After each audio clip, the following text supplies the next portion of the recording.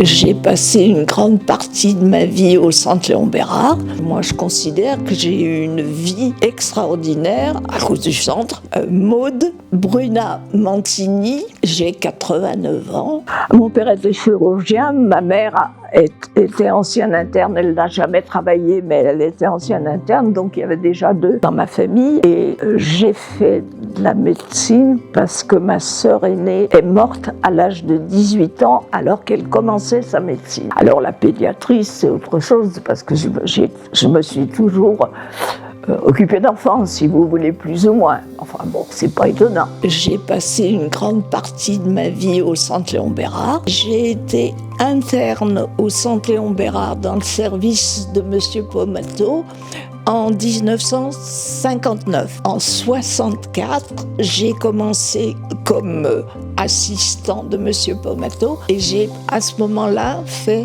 le service de pédiatrie. Le docteur Pomato, très gentiment, m'a laissé une partie de son service pour hospitaliser des enfants. J'avais donc pendant l'internat fait mon diplôme de pédiatrie et j'étais allée trouver les patrons de pédiatrie pour leur demander s'ils seraient d'accord pour que je crée un service de cancérologie pédiatrique. Ils ont été gentils et m'ont approuvé. Je suis allée à Paris voir la personne qui a créé dans le monde la cancérologie pédiatrique, c'est-à-dire Odile Schweissgut, à l'Institut Gustave Roussy. C'est grâce à elle qu'il y a eu des services de pédiatrie oncologique dans toute la France et elle qui a créé la Société internationale d'oncologie pédiatrique. À partir de ce moment-là, j'ai donc commencé à traiter quelques enfants au Centre Léon Bérard et puis de plus en plus. Moi, je traitais une centaine de patients par an. Pour faire avancer les choses, il fallait qu'on soit plus nombreux pour voir les traitements qui étaient efficaces. Je me suis très bien entendue avec Monsieur Pomato. Il y avait beaucoup de concurrence en pédiatrie. Dans le service de Monsieur Pomato, au départ, il y avait quand même 1 ou 2 enfants.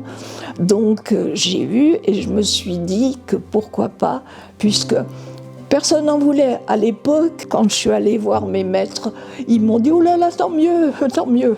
Ils étaient tout contents de se débarrasser de malades qui mouraient dans l'ensemble quand même. Donc, ils préféraient soigner quelque chose qui allait guérir. Ils n'étaient pas très nombreux, heureusement, mais malheureusement, il n'y avait pas beaucoup de traitements efficaces. La chimiothérapie, c'était 3 médicaments, pas plus, et les rayons, bien sûr ça marchait, mais c'était pas du cobalt, c'était des rayons X au départ, etc.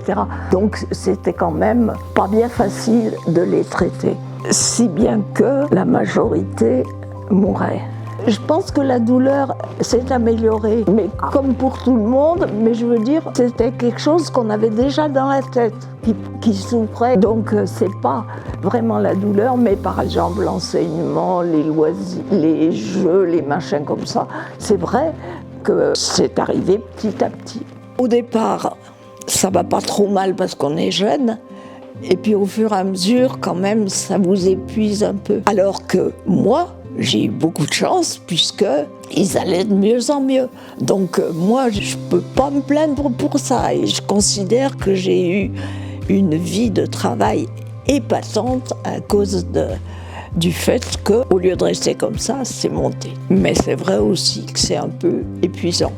Expliquer à une jeune fille qu'il faut lui couper la jambe, expliquer à un gamin on a de grosses chances de le guérir, mais que, il sera stérile, et puis pendant le traitement, tu vas perdre des cheveux, c'est quand même pas facile. Et puis, les parents, ça vous épuise aussi, parce que, bon, ils ont plein de questions auxquelles vous ne pouvez pas forcément répondre. Comment voulez-vous lui dire si le traitement va être efficace ou pas? Donc, ça, c'est quand même un peu épuisant.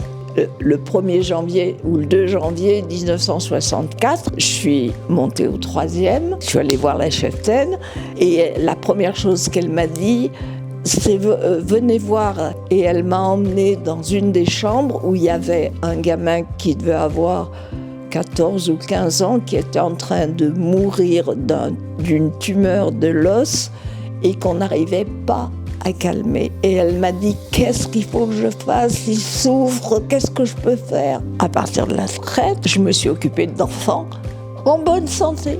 Voilà. Pour moi, le centre Lombera, c'est ma maison. J'y retourne maintenant pour me faire soigner, mais j'y retourne sans aucun problème. C'est toute ma vie de travail. Alors, c'était un travail, mais à part l'idée que j'avais pas envie d'y aller parce qu'il y en avait un qui mourait, c'était pas vraiment un travail, si vous voulez. Et moi, je considère que j'ai eu une vie extraordinaire à cause du centre. Alors, je vous avoue qu'il a bien changé. Que je reconnais, à part l'escalier que je trouve toujours très beau, tout le reste a changé. Moi, je montais les escaliers. J'allais prendre l'ascenseur puisque le service était au 3e. On aurait sûrement pu faire mieux, mais bon, avec ce qu'il y avait, c'était déjà très bien.